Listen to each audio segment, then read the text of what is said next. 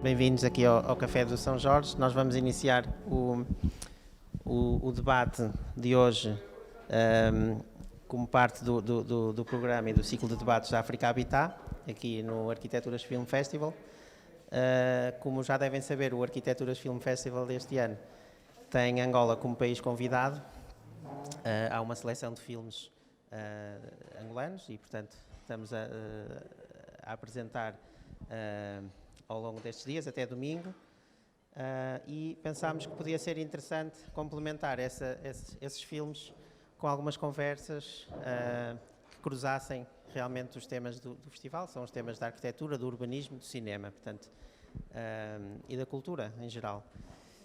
Para isso, delineamos aqui uma parceria com a Faculdade de Arquitetura da Universidade de Lisboa, e nomeadamente com o projeto África Habitat. É um projeto focado nas margens urbanas de Luanda e Maputo. No caso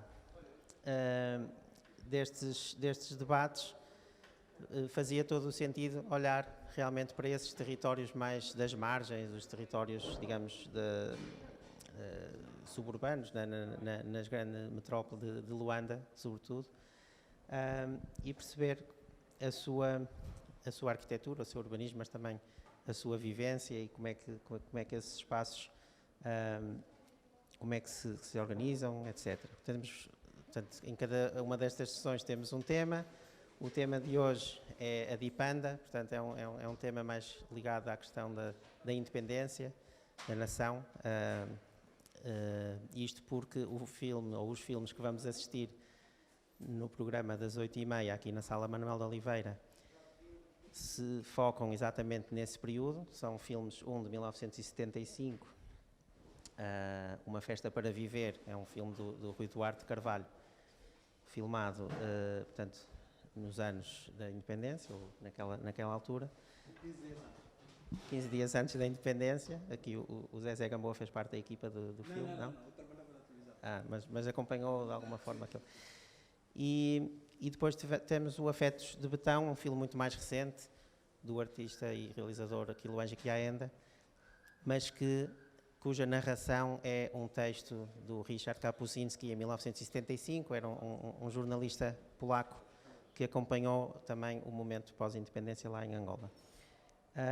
Portanto, convido-os desde já para depois assistirem aos filmes às 8h30, e para já temos os convidados e a moderação da Nádia Albuquerque, e a Nádia vai fazer aqui a apresentação dos convidados e depois conduzir a conversa. Obrigado. Alô, boa tarde a todos.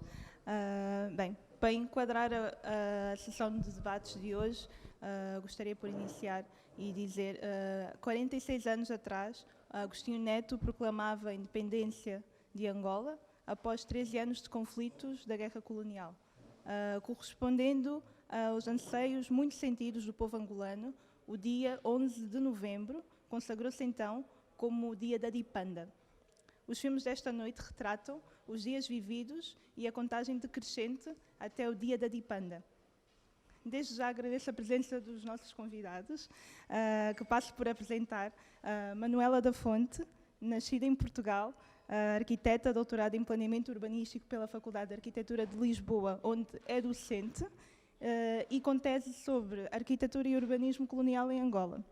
E Zezé Gamboa, nascido em Angola, cineasta e engenheiro de som, fundador da Gamboa e Gamboa Produções. Participou em diversos festivais onde recebeu inúmeros prémios pelos seus trabalhos. Eu gostaria de começar por si, Zezé. Pelos seus olhos, como foram vividos esses momentos até a altura da independência em Angola? Boa noite a todos. Bom, começando pelo princípio, o 25 de abril de 1974 chega a Angola 1 mês e meio, 2 meses depois. Quero dizer, a data é o 25 de abril, mas em termos físicos e efetivos, o governo colonial só admitiu que o 25 de abril realmente existia depois de uma manifestação muito grande feita por alferes, sargentos e soldados angolanos, que se fizeram uma manifestação grande desde o RI-20 até ao Palácio Governamental. Portanto, isso estou a falar meios de junho, portanto, 1 mês e meio, 2 meses. E, a partir daí, entretanto, foi uma abertura grande que houve em Angola, a todos os níveis.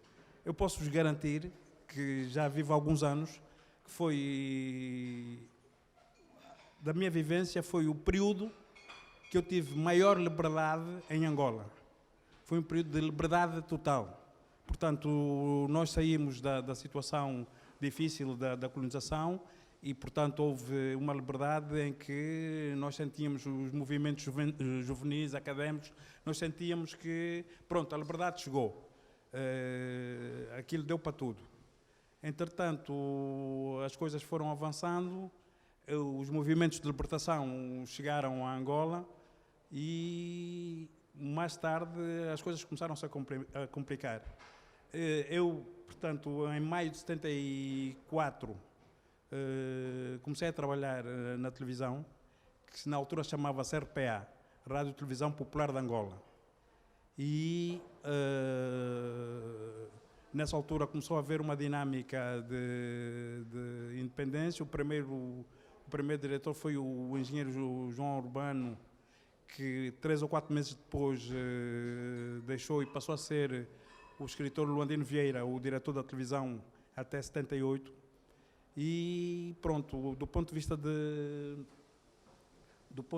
de audiovisual, até 74, havia Angola Cine, Telecine Moro e Cine Angola, que faziam a produção dos documentários, que eram sobretudo documentários institucionais, que passavam antes dos filmes nos cinemas. Portanto, antes das longas-metragens, havia sempre uns documentários que o CITA, que era o Centro de Informação e Propaganda, fazia passar em Angola, que eram programas de dizer que melhor que país que esse não há. Portanto, sob o jogo português. E pronto, e é verdade também que a maior parte do povo angolano, é bom que isso seja dito, a maior parte do povo angolano não tinha consciência política. Havia uma elite que tinha consciência política e porque havia também outro problema, havia um grau de analfabetismo muito grande. Como aqui em Portugal, aliás. E havia uma elite que tinha consciência política e que, sobretudo em Luanda, era a gente mais próxima do MPLA. Portanto, do ponto de vista geográfico do país, as pessoas estavam mais alinhadas com os movimentos, que naquela altura não havia partidos, com os movimentos que se identificavam mais. Mas, sem dúvida nenhuma, que daqueles 3 movimentos, isso é bom também, que as pessoas tenham noção dos 3 movimentos. O movimento que era mais moderno para a época era o MPLA. Porquê? Porque o MPLA era o único movimento que, na sua visão ampla, combatia diretamente o racismo e o tribalismo, que é um mal horrível em qualquer parte do mundo. Bom, entretanto, voltando à pergunta, que é os anos, o tempo para chegarmos à independência, entretanto, há os movimentos estudantis que, sobretudo, eram de extrema esquerda, a OCA, quer os movimentos CAC, quer os comitês Zenda, era tudo malta de extrema esquerda. E quando o MPLA chega a Luanda, mais tarde, quando o Agostinho Neto, vamos lá ser, não é o MPLA, quando o Agostinho Neto chega a Luanda, achou que, por bem, esse movimento estudantil não devia existir, que o MPLA devia ter uma linha, que era a linha dele, e o movimento estudantil teria que ser abolido. E assim foi. Começou porque houve prisões antes da independência. Bom, agora do meu ponto de vista havia uma coisa que era clara, que eu, como jovem realizador de telejornal, porque eu, quando entrei na televisão, na dita RPA, eu era realizador de telejornal. E como realizador de telejornal, na altura, as emissões eram em circuito fechado, ainda não eram emitidas para o grande público, e o que fui sentindo com a evolução do processo, porque toda a gente estava envolvida e havia uma motivação muito grande dos angolanos e não só, e de gente portuguesa que vivia em Angola, que queríamos independência. Isso, pronto, havia quem não quisesse, mas isso era uma gente que rapidamente viria para Portugal caso as coisas tivessem corrido bem. Mas isso não estava nas nossas mãos, como é óbvio. E o que acontece é que dá-se a independência, para mim era claro, porque é uma coisa que tu só vês uma vez na vida, que é uma bandeira a descer e outra a subir. Há pessoas que viveram toda uma vida e nunca viram isso. Portanto, essa oportunidade eu nunca podia perder. E, quando se dá a independência, dá-se numa situação muito grave, que é uma situação de guerra. Eu estava a fazer o telejornal e a pôr as cassetes em bruto, nem sequer eram montadas. Punha-se no ar e estavam o Agostinho Neto a proclamar a independência e com rajadas de tiros, era uma coisa de uma violência brutal. Mas como nós queríamos a independência, aí estávamos, aí ficámos. Agora, em relação à televisão angolana tem uma particularidade que é a pública, né? Que é que a televisão começa com o nome, como disse anteriormente, RPA, Rádio e Televisão Popular de Angola. Quando Angola chega à independência, o Estado angolano dá o nome da República também RPA, República Popular de Angola. Portanto, não podiam as duas siglas coabitar. Portanto, a televisão passou a ser Televisão TPA, Televisão Popular de Angola. Mais tarde, quando Angola se abre à democracia, a TPA continua a TPA e passa a ser Televisão Pública Angolana. Ou seja, a evolução política vai mudando a sigla do órgão público da televisão. E em termos de televisão, portanto, aí começam a ser criados os primeiros realizadores de cinema, que são o Rui Duarte Carvalho, o António Olo, o Asdrubal Rebelo, o Jorge Gouveia, que ainda fez um filme. Portanto, era um núcleo muito pequeno. A Hora de Carvalho era um ciclo muito pequeno, porque éramos poucos, não é? Depois havia pessoas que já tinham uma formação técnica, que vinham da TVA, que era uma televisão que era do Padre Costa Pereira e do Paulo Cardoso, que era um jornalista importante em Angola, que tinha uma particularidade que eu até agora nunca me esqueço. O Paulo Cardoso, no tempo colonial, era uma pessoa muito agressiva em relação a algumas coisas contra o colonialismo, sendo ele português, mas cresceu em Angola. E o Paulo Cardoso abriu os jornais quando a coisa era grave contra ele, ele dizia: se você não quer que eu fale, não faça que aconteça. Esta era a defesa dele. Bom, e o pessoal que trabalhava da TVA rapidamente aderiu à TPA, porque a TVA tinha os dias contados. Tinha os dias contados com um país novo e autocrático. Não havia hipótese de... A comunicação social era como o partido do poder queria, ou então não tinha hipótese de subsistência ou de sobrevivência. E, grosso modo, é isso. Portanto, acho que respondi um bocado ao que querias. Acho que resumiu bastante bem. E é por aí. Muito obrigada, Zezé. Vou passar agora a palavra aqui a Manuela. Como investigadora sobre a arquitetura e urbanismo português no contexto angolano, qual a sua reflexão sobre a construção das cidades coloniais e o impacto na sociedade antes da independência? Olá, boa tarde. É um facto que as cidades foram crescendo e foram-se construindo respeitando o sistema político vigente. Angola era uma colónia e Portugal era o país colonizador, ponto.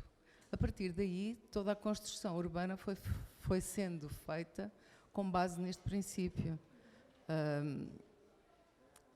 Houve momentos, nomeadamente o século XX e até 75, 74 é um marco muito importante e 75 a independência é mais importante ainda. Mas o século XX e de meados do século XX, portanto aqueles 25 anos, mais ou menos do princípio dos anos 50 até 75, houve mudanças políticas, especialmente já nos 70s, uma certa abertura, final dos anos 60, 70, a chamada abertura, que era uma abertura, às vezes era mais de inspiração do que de ação. E as cidades eram de segregação. Portanto, havia a cidade branca, que era para os portugueses, e havia a outra, que era para os angolanos. Claro que havia partilha num determinado momento, passou a haver essa partilha da cidade, do cimento, como se quisermos chamar, não se calhar na proporção das populações ou da quantidade de população presente. E o caso do Prenda é um caso curioso, porque o Prenda, que é um bairro que veio substituir o Moceque com o mesmo nome, em Luanda, quando o Prenda foi pensado, era para que fosse habitado na proporção das populações que ali viviam. Ora, era maioritariamente uma população nativa, mas depois, no fim, as contas foram um bocadinho invertidas e houve sim uma mistura, mas não na proporção que inicialmente tinha sido pensada pelos autores do projeto e do plano que antecedeu. Portanto, a cidade ia-se construindo de acordo com a política vigente, que era uma população que era dominante relativamente à outra. Isso era evidente. Exato. Posso fazer uma pequena... Claro. Vamos conversar. Sim, não, era só porque eu estava a ouvir com atenção. Há uma coisa que é importante no caso concreto de Angola, que em Moçambique não era igual. É que em Angola havia uma situação que era colonial muito, direi mesmo, que não houve em nenhuma outra colonização. Porque em Angola tu tinhas cidadãos negros e mestiços que viviam na cidade e tinhas brancos que viviam no Moceque. Tinhas brancos que viviam no Moceque, que eram lá comerciantes do Moceque e não sei o que mais. Essa é uma situação completamente... Não sei se em outra parte do mundo isso aconteceu. É verdade que a maior parte desses negros e mestiços que viviam na cidade era uma minoria, mas existia, porque em contraponto tu tinhas muitos brancos que viviam no Moceque, brancos analfabetos, que eram lá pequenos comerciantes e não sei o que mais, era só esse pequeno sinal que é importante. Que é importante. Há pouco falavas do analfabetismo. O analfabetismo, e disseste que a população angolana não estava desperta para as questões políticas. Mas o mesmo se passava com a população portuguesa que lá vivia. Portanto, o analfabetismo era transversal a uma grande camada da população, branca, negra, mestiça, o que fosse. Havia um desfazamento, até um alheamento de tudo o que acontecia. Quando se deu o 25 de Abril e até às portas da independência, era como se não se soubesse, mas porquê é que isto está a acontecer? Eu tenho que agora fazer aqui uma declaração. Eu vivi em Angola. A minha infância foi passada em Saurimo. Ok. Com diamantes. Não, esses andavam por lá, mas eu não os conheci. E também era criança, eu sei. Mas sim, a terra dos diamantes, é uma terra rica porque tem muitos diamantes.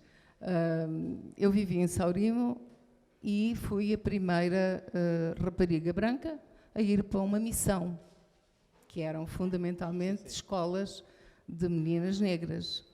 E fui a primeira, e o meu pai foi muito criticado porque... Imagino. Pronto, para porque a época, imagino.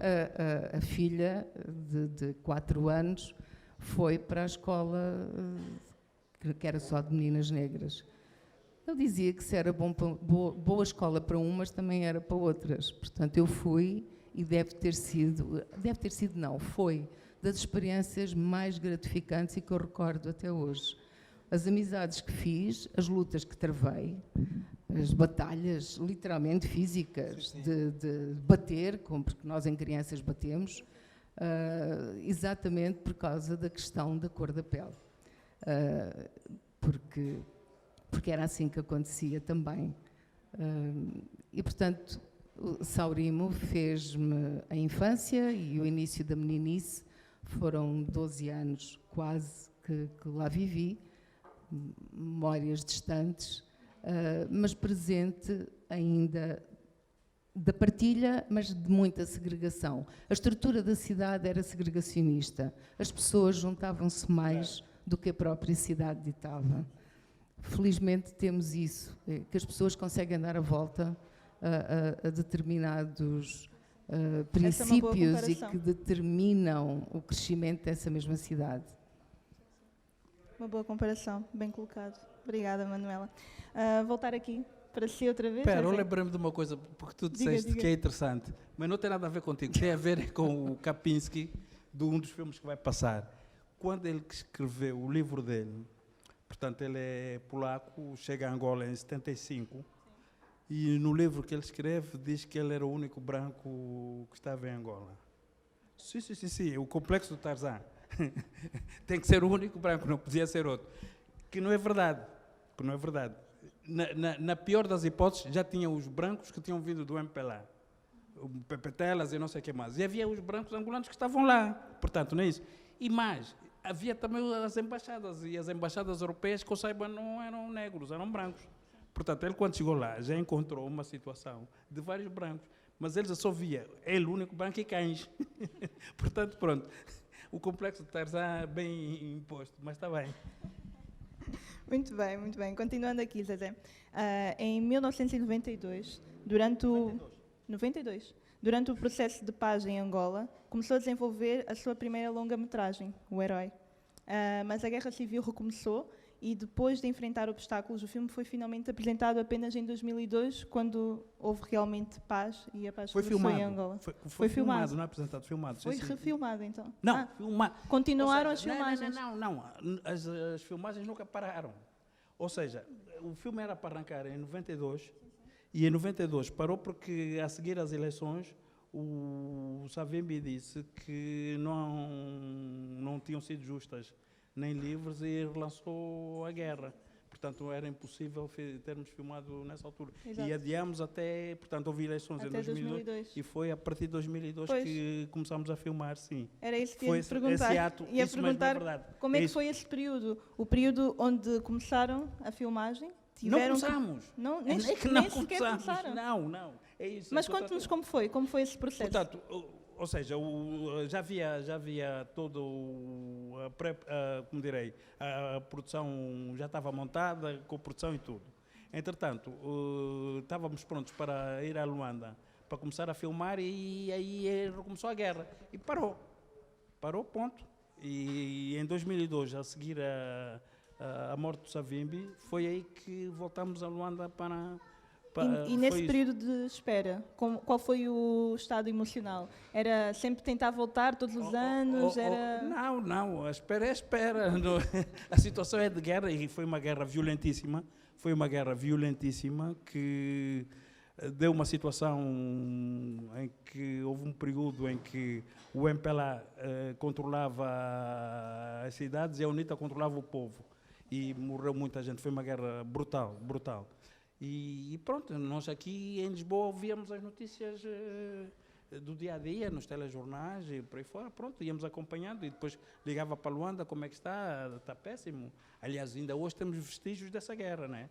Ainda hoje há lugares em Angola em que há tanques isolados e não sei o quê, mas uma pessoa vai, por exemplo, de Luanda para Benguela de carro, passa em algumas zonas que te vê ainda vestígios dessa violência brutal que houve. Sim. E qual foi a sensação de voltar finalmente em 2002 e conseguir avançar? Isso era outra coisa. Isso já ia com o espírito que tinha, que era de fazer o filme. Portanto, já estava com a cabeça a funcionar de outra maneira, já sabia que aí podia filmar tranquilamente. E pronto, foi uma experiência muito boa, porque, primeiro, quer dizer, isso não há bela senso, não. Primeiro, na altura não havia material de maquinaria e máquinas e câmaras, nessa altura não havia já em Luanda, porque as da televisão já estavam obsoletas, e tivemos que levar o material todo cá. Depois é a angústia de o barco chega, desembarca, não desembarca, aquelas coisas terríveis. Mas entre esse tempo todo fomos fazendo a preparação, um casting local, que precisamente fizemos o casting no Ilinga, e arranjar, fazer reperagem, os lugares onde é que podíamos filmar e essas coisas todas. Depois do casting local estar feito, já tinha o ator principal e as atrizes brasileiras que iam, isso foi a coisa que foi mais pacífica, não é? E pronto, e arrancamos para as filmagens. Isso aí correu bem. Portanto, também para a época, Luanda era uma cidade cara. Tínhamos um plano de trabalho que podia ser para 7 semanas, tivemos que reduzir para 5 semanas, mas depois o filme correu perfeitamente. Sim. Na boa. Nós sabemos. Sim. Muito obrigada, Zezé. Agora, voltando aqui para a Manuela, muito rapidamente, gostaria de ler o excerto de um livro, que é a história das colonizações de Marc Ferro. Devemos o fim da colonização à luta de libertação dos povos subjugados e vencidos, e só a ela. Ou temos de imputá-la também à decadência das metrópoles, incapazes de administrar o imenso capital que haviam acumulado? Ou terá sido o resultado das pressões do mundo exterior conjugado a outros fatores? Dito isto, qual a sua opinião sobre o progresso e desenvolvimento pós-independência da cidade de Luanda? Bom, as perguntas que são feitas, eu diria que são das três. É tudo. Quer dizer, é o povo dos próprios países, são os países colonizadores e a pressão internacional. E este caso concreto foi este caldeirão de situações que aconteceu e que se deu a independência. Desculpa, agora perdi-me na pergunta que fizeste a seguir. Qual a sua opinião sobre o progresso e desenvolvimento pós-independência da cidade de Luanda, especificamente? Pronto, eu saí de Luanda em 75, eu e mais meio milhão por aí. Saí num avião daqueles da TAP que iam e vinham e esqueci-me que Angola existia. E voltei a lembrar-me de Angola quando fiz um processo de clivagem, completamente. Foi doloroso. Era miúda, tive a perfeita noção de que estava qualquer coisa de bom e de mau a acontecer ao mesmo tempo. Porque não há só coisas boas, também houve coisas más. A minha história não é igual à história da Maria Dulce Cardoso quando escreve o livro O Retorno, mas tem pontos em comuns, como as histórias que ela conta de lá e de cá. Acho que todos nós temos um bocadinho daquela história. O país é o outro país, e ainda bem. Eu voltei a Luanda em 2003. O Zezé estava a dizer que começou o filme em 2002, em 2003 eu fui a Luanda. Depois de todo um processo de reavivar de memória e de redescoberta. E foi muito, primeiro, pessoalmente, emocionalmente, foi muito intenso e muito rico, porque tinha esquecido memórias, tinha esquecido tudo, como se aquele passado não fizesse parte. E de repente voltei a recuperar e a redescobrir um novo país e uma nova cidade, com todo o lastro que tem da história, porque nós não podemos fazer clivagens no percurso das cidades. As cidades são um contínuo e as pessoas também o são. Portanto, foi retomar e ver, e aquilo que tenho visto, e tenho tido a sorte de voltar outras vezes. No ano seguinte voltei, e de cada ano que volto, redescubro novos aspectos daquela cidade e de outras, mas especialmente Luanda, que é um caso curioso pela dimensão, pela escala, é uma metrópole, é a maior cidade angolana, onde concentra a maior carga populacional de todo o país e, de facto, com todas as alterações e mutações que tem tido.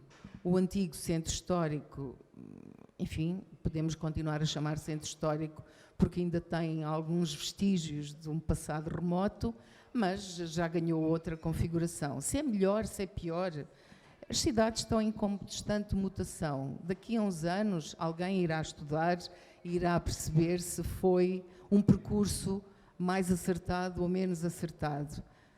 Há sempre coisas boas, é a leitura que tenho. E são leituras de afirmação, a cidade está a afirmar-se e o país está a afirmar-se como único, porque cada um tem a sua identidade, e está a afirmar-se com toda a sua identidade. E isso, para mim, é extraordinário também. Muito obrigada, Manuel. Olha, Manela, eu acho que quando falas do centro, penso que estás a referir a Mutamba. A Mutamba, não é?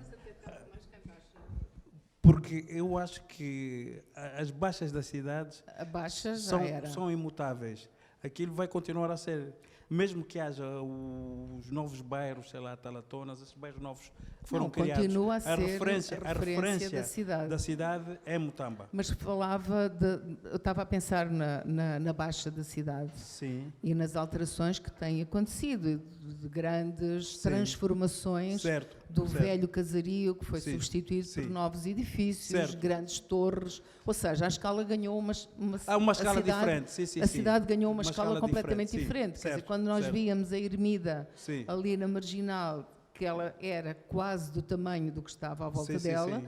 hoje, coitada da Ermida, quase que nem se vê, Claro. porque os edifícios têm Tomaram uma uma proporção uma enorme. proporção Sim, sim. imensa. É isso. Agora, a Mutamba é outra história. Sim. E a Mutamba continuará a ser a Mutamba. Pois, a Mutamba é o Rocio, é o Châtelet, sei lá, Exato. é tudo isso, não é imutável. Portanto, para mim, quando falo no centro de Luanda, a minha relação direta é a Mutamba. Independentemente de haver arranha-céus e não, Sim. portanto, a minha circulação de vivência própria, pronto, é a Mutamba marca tudo, né? Porque e ainda hoje acho que há muita gente que, ao passar pela Mutamba, inclusivamente eu estive lá 2 anos atrás, e há uma nova frota de táxis, porque Luanda ficou como a maior parte das capitais africanas. O que é que eu quero dizer com isso? Quer dizer que aquilo que em Angola nós chamamos o candongueiro, em Moçambique chama-se o chapa e não sei o que mais, eram coisas que não existiam no tempo colonial. No tempo colonial havia o machimbombo normal, os táxis e não sei o que mais. E em Luanda, há 2 anos atrás, havia uma praça de táxis, táxis normais, que não é o candongueiro, né, que enche com 5, 10 ou 15 pessoas, não interessa. Uma praça de táxi com taxímetro, que é importante, que é muito importante. As pessoas não dão valor ao taxímetro, mas entrar num táxi sem taxímetro é a pior coisa que pode acontecer. A quem o diz. Só quem nunca viveu isso. Eu estive em Dakar há 2 anos com a minha mulher e era todos os dias um grande problema a discutir com o taxista. A distância era a mesma, mas o preço, 3.000 CFAs, 2.000, 5.000 CFAs. Portanto, entrar no táxi com taxímetro tem um descanso enorme. Bom, mas depois isso tem outros problemas, porque estamos em África. Nunca tem troco. Aquilo vai seguido, chega a 4.000 kwanzas. O troco não há. Pronto, mas é melhor isso do que a situação de não ter de taxímetro, porque não ter taxímetro é uma dor de cabeça terrível.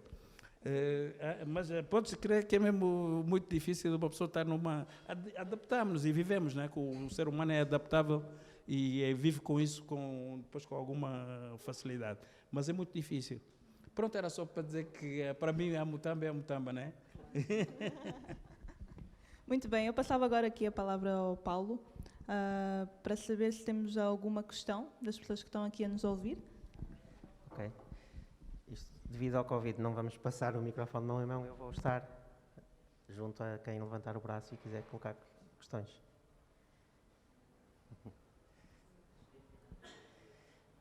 Não acredito.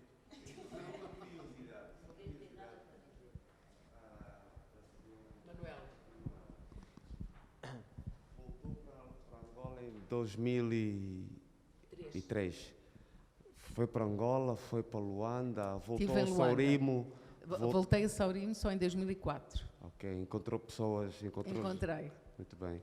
E tive a sorte de dormir na casa onde vivi. Muito bem. A casa pouco ou nada tinha, mas foi super emocionante. Quando desci do primeiro andar onde vivia e me cruzei, eu fui com o meu pai, portanto foi muito intenso. E descíamos de casa logo no dia em que cheguei e que, ao aterrar, vimos os despojos da guerra que estavam ao lado da pista de aviação, restos de aviões e de material de guerra, tanques, a própria pista com alguns buracos, portanto, 2004, hoje estará diferente seguramente, mas naquela altura ainda estávamos no fim da guerra, portanto, a recomeçar uma nova vida e um novo fôlego. Isso foi muito marcante, mas sair de casa, descer e encontrar uma pessoa, um senhor bem mais velho e que eu julgava que não ia conhecer ninguém, e eu conheci-o, ele conheceu-me e abraçámos-nos e chorámos os dois. Eu era uma catraia, eu costumava roubar-lhe a bicicleta para andar de bicicleta. Portanto, de repente foi Um grande reencontro. Foi um grande reencontro. Diz-me uma coisa, e conseguiste dormir no teu quarto? Eu consegui, na primeira noite dormi pessimamente, primeiro porque tenho este mau feitio com dificuldade de me habituar a camas novas, e dormi mal, porque não conhecia, porque cheirava tudo a pó, acordei muitas vezes, ouvia cada pássaro, cada som que acontecesse na rua, eu ouvia, não havia eletricidade durante a noite, porque era assim. Usava-se o gerador do Banco de Angola, que era ao lado, e à meia-noite desligava, portanto, a partir dali já não havia luz. Mas também não era preciso, dormia-se. Mas na segunda noite dormia como um bebê. Boa. Boa. Há mais questões? Todo mundo envergonhado. Hã?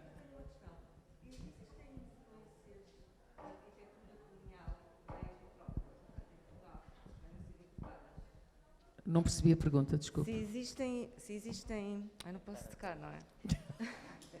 Você referiu, portanto, que existem elementos arquitetónicos que naturalmente foram importados da metrópole para as colónias, nomeadamente para Angola. Sim. A minha questão é se existiu o processo inverso. Existiu. E se tem algum exemplo específico que possa partilhar? Existiu e há imagens disso nos primórdios do século XX, no início do século XX, ainda nos anos 10, 20, com a governação do Norton de Matos e com a criação da primeira grande cidade angolana no século XX, que é o Huambo, que a ideia surge em 1911, portanto há um plano em 1912, e a partir daí começa a construir-se.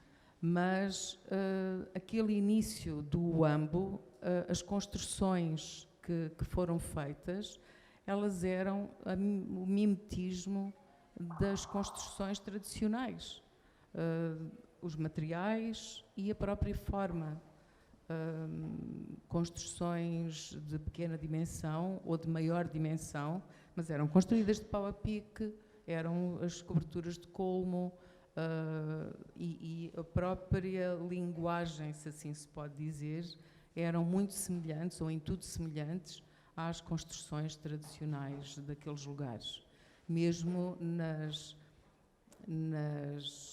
em certos aglomerados comerciais que foram sendo criados no interior do país, há registro, há fotografias desses pequenos edifícios, eram coisas muito modestas. Há uma igreja no Huambo, em 1912, que é uma igreja, mas que é em tudo semelhante a uma habitação corrente daquelas paragens.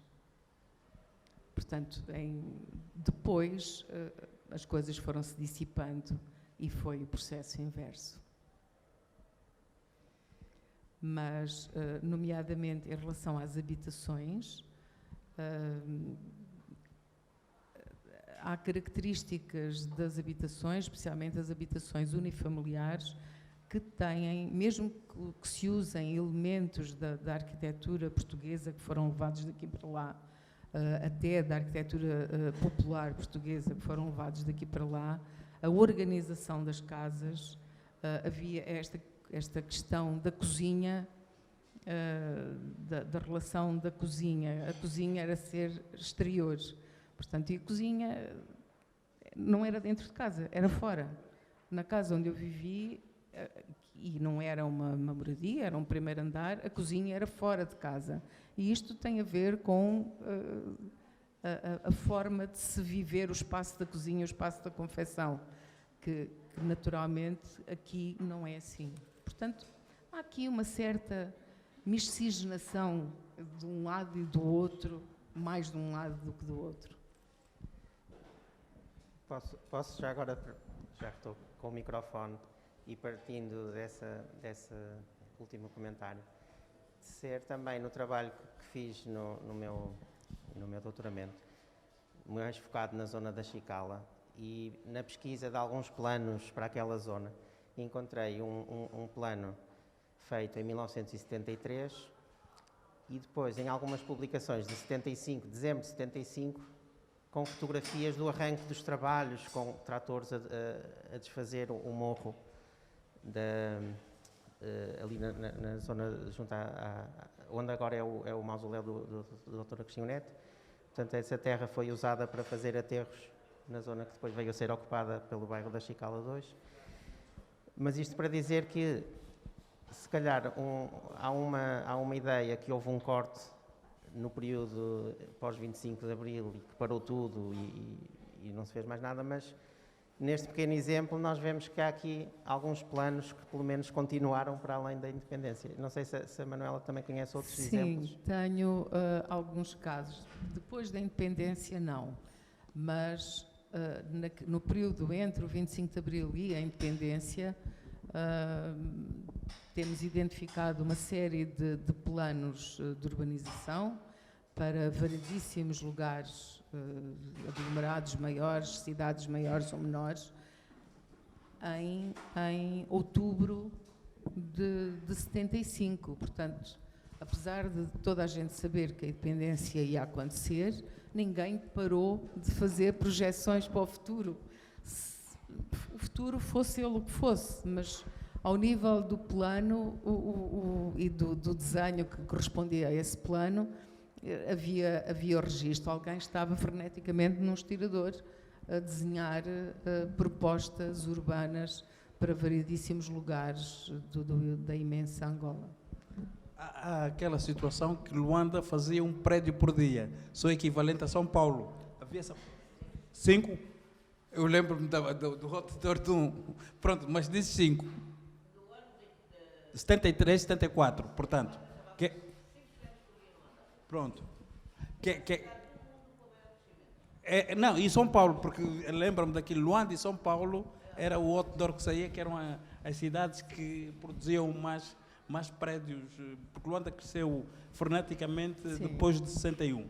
Logo que começou a guerra anticolonial, houve um desenvolvimento de imobiliário imparável, mas imparável. A cidade cresceu imenso, imenso. A Terezinha diz que 5, eu estava com a ideia de 1.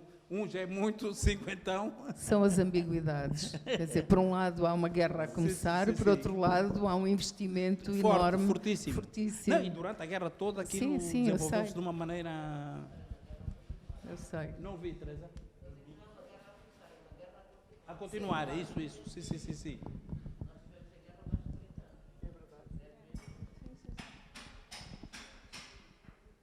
Não sei se quer fazer algum comentário. Sim. Entre 92, não é, que já estava pronto para começar a produção e as filmagens do seu filme, e 2002 fez alterações, ou cingiu-se à ideia inicial, ao argumento inicial, ou quis incluir uma nova dimensão do que seria a história do herói, ou as mutações políticas e sociais que surgiram? Não. Portanto, é importante dizer que a história do herói é feita a partir de uma fotografia que a memória agora está-me a atrair, que não sei se da France Press ou da Reuters, que há um mutilado de guerra a dormir numa rua de Luanda. Esta é a ideia base que parte para o filme. Portanto, o guião e tudo foi feito cá. Todas as modificações que houve no filme do ponto de vista de guião, foi quando eu cheguei a Luanda, em 2002, para fazer reparas, para escolher os lugares de filmagem. Portanto, há cenas que, por exemplo, há uma cena que estão muitas pessoas numa fila, numa bicha, para identificarem-se à procura dos seus entes queridos que foram perdidos na guerra, que esta cena não tinha sido escrita como outras. Portanto, eu chego a Luanda e vejo essa fila, fico deslumbrado, digo, mas que é isso? E pergunto a um amigo meu, que é engenheiro de som hoje, eu disse, o que é isso? E ele diz-me, isso é o ponto de encontro. Eu disse, mas o ponto de encontro, o que é isso? São as famílias que estão à procura dos seus familiares. Esta cena é introduzida no guião a partir do que eu vi, porque isso não estava escrito. Portanto, eu encontro uma realidade que não estava à espera, não é? Portanto, o guião foi adaptado a essas pequenas coisas em relação a isso. Pronto, o produtor estava lá, disse, ei pá, já viste tanta gente, como é que fazemos isso? Eu disse, calma aí, pá, tanta gente, isso não há dinheiro para a figuração. Eu disse, calma aí, isto faz-se com as próprias pessoas, pomos os atores com os verdadeiros. Os verdadeiros estão lá, pomos os atores e faz-se a cena, não é? Tens um lado documental e de ficção feito, pronto, e a cena é construída desta maneira. Portanto, há coisas que de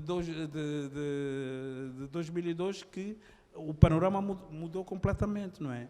Porque isso não havia, porque não estávamos a contar que tivesse acontecido essa guerra que eu falei há bocado, não é?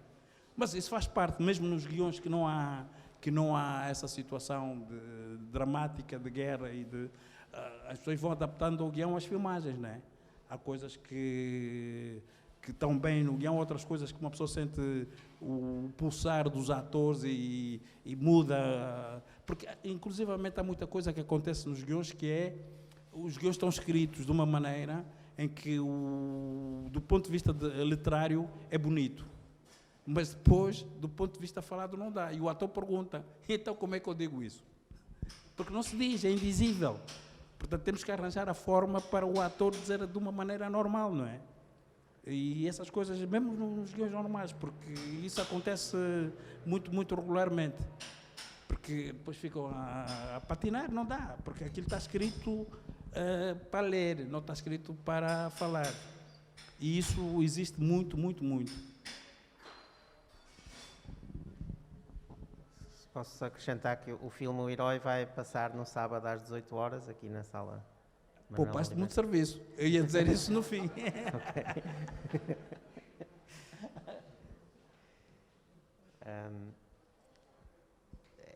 Não sei se sobre o filme de hoje, sobre os filmes de hoje, se também pode adiantar um pouco da experiência que acompanhou, ou pelo menos que conhece.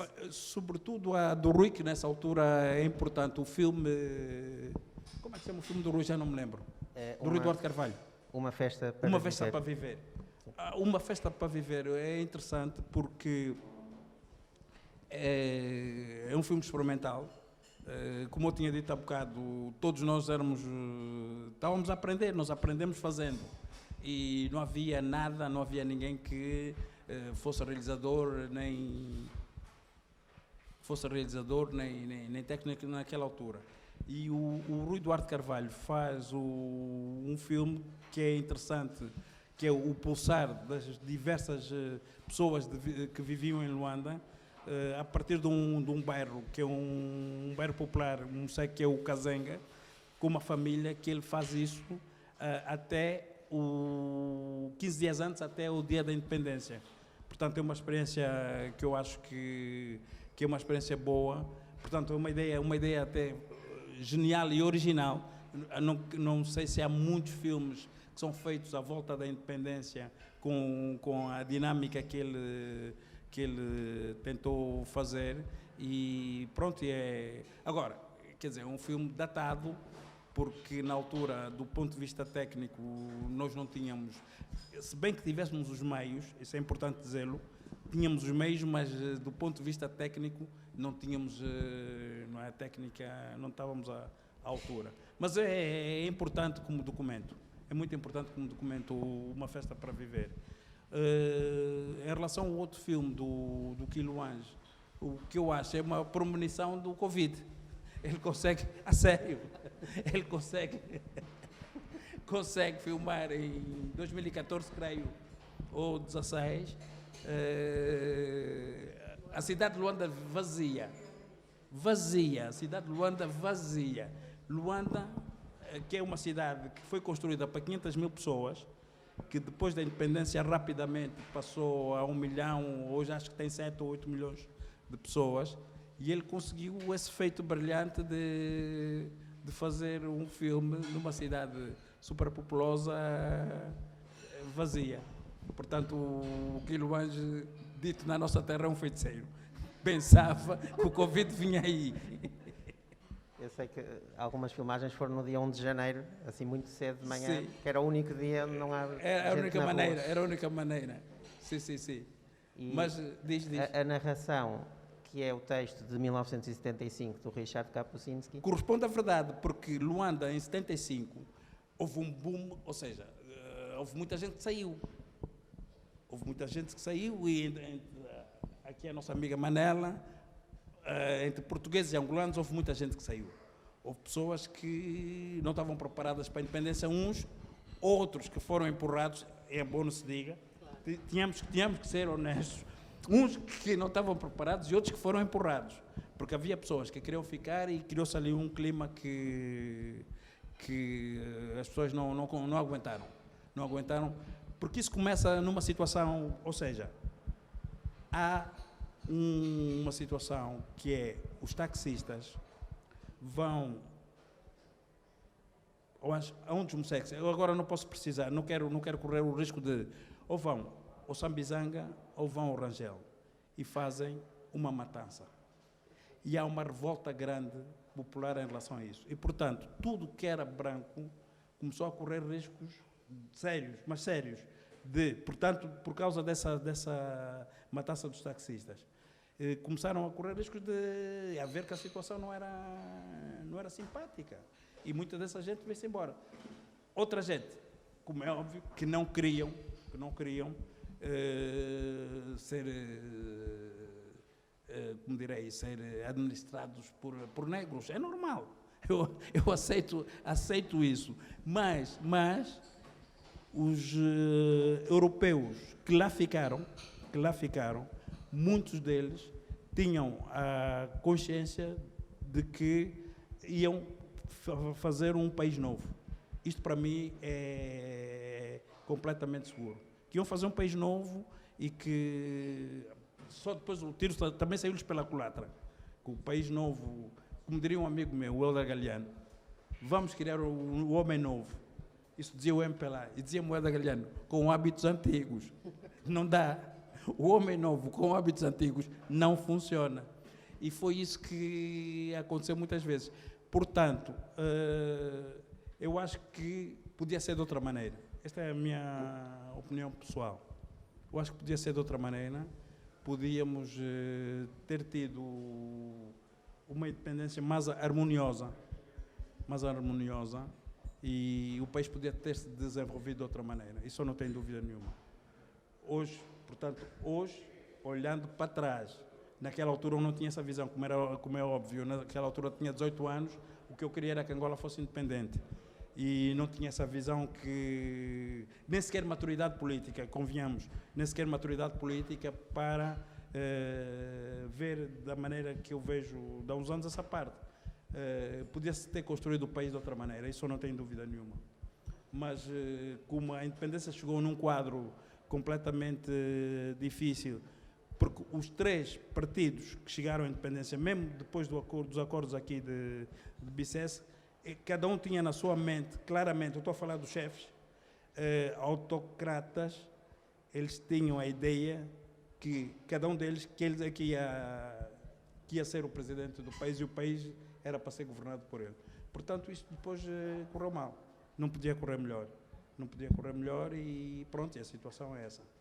Porque eles assinaram aqui os contratos e não sei o que mais, os acordos, e não sei, tudo bem, tudo assinado, mas depois o Agostinho percebeu rapidamente se tomasse a capital teria o país. O Savimbi e o Alden Roberto decretaram, ou seja, na mesma altura em que estavam a proclamar a República Popular de Angola, em Nova Lisboa, que é o AMBO, a cidade que a Manela falou há bocado, estava à mesma hora o Walden Roberto e o Savimbi a proclamarem a República Democrática de Angola. Nessa confusão toda, quem ganhou foi a República Popular de Angola. Pronto, e a situação é que nós vivemos até hoje. É o país que temos. Mas podia ser melhor, né? Muito melhor. Sim, claro. Fala, camarada. Eu tenho que estar Pois é verdade. Aquilo que tu disseste em relação ao Rio Duarte de Carvalho, eu acho que é interessante, porque ele, como antropólogo, tem a inventiva de usar expressões artísticas, quer na literatura, quer no cinema. O que ele faz, ele não é tanto criar um objeto artístico, ele usa a expressão artística para nos mostrar o seu olhar de antropólogo. E isso é que eu acho que é tão interessante no trabalho do Rui Duarte de Carvalho. Porque Sim. o que tu descreves do filme é exatamente isso, que é o mesmo quando ele escreve. E isso eu acho que... Sim, porque, não, tens toda a razão. Tens toda a razão, porque a inexperiência, se é a palavra que eu posso usar, a inexperiência que havia do ponto de vista do domínio técnico cinematográfico, ele usa para transpor precisamente para o cinema o lado dele antropológico e de escritor, não tem dúvida nenhuma. O que estás-me a dizer agora eu nunca tinha reparado dessa maneira. Nunca. Eu tinha reparado o filme enquanto um objeto cinematográfico sem olhar o que estava por trás, que é o que o Rui faz.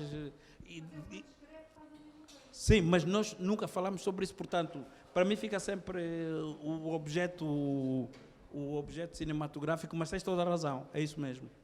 É isso mesmo. É.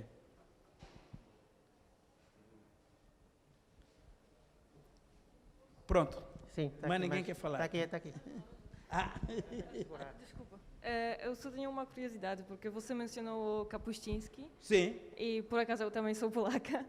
Sim. E teve em Angola? Desculpa? Teve em Angola? Não. Ainda não. Tá bem. Mas só tenho uma curiosidade, como o livro dele é visto agora em Angola, porque há alguns anos havia... na Polónia havia muita discussão sobre obras dela, que ela gostava às vezes de inventar as personagens ou inventar as situações. Não sei se é caso nesse livro, mas como angolanos veem esse livro? Ora bem, é assim, eu estou fora de Angola desde 1980. Eu não sei, não posso falar pelos angolanos como é que eles veem... Qual é a relação que eles têm com o livro do Kapuscinski? A única coisa que eu sei é que eu, Zezé Gamboa, enquanto angolano, quando vejo isso, digo, bom, aqui há uma situação que, pronto, ele quer evidenciar o lado dele, que é o único branco que está naquela altura. Portanto, isso é um ego um bocado descomunal, né? Mas pronto, eu convivo bem com isso, não tem problema nenhum. O problema seria dele, se ele estivesse vivo, seria dele e com alguém que o confrontasse com isso. Mas pronto, para mim, eu não sei, sinceramente eu não sei o que é que os angolanos pensam disso, se inclusivamente alguma vez alguém lhe disse alguma coisa em relação a essa matéria, eu não sei. Agora, o que eu sei é o que eu vi e que sei que eu vivi. Eu estava lá, não me contam, a mim não me podem contar histórias, eu estava lá. Estava lá e estávamos muitos, e havia muitos amigos nossos brancos. Hein? Não, ele passando por ti, tu eras a Jane. Se ele é o Tarzan, tu serias a Jane. Ora bem.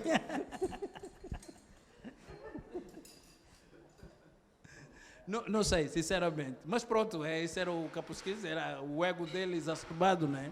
Não sei, sinceramente não sei.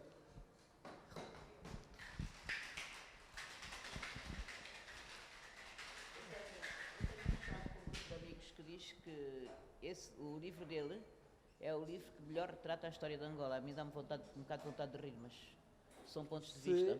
Dizem que o livro dele é um dos que retrata melhor a história de Angola.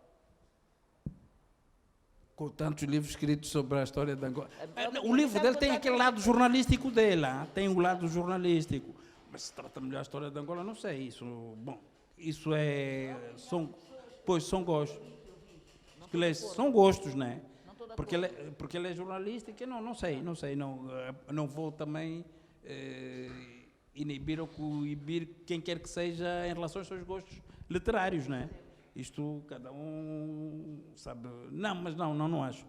Não acho. Mas está bem.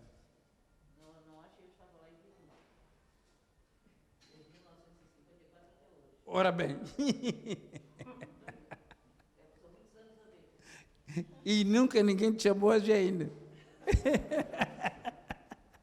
Nunca. Está bem. Vamos. Pronto, Alguma mais ninguém quer fazer pergunta? perguntas, né? Ok. Vamos tomar um copo, até às 8h30 teremos os filmes. Ok. Muito obrigado mais uma vez, tem sido muito Obrigada. bom fazer estas sessões Obrigada. presencialmente.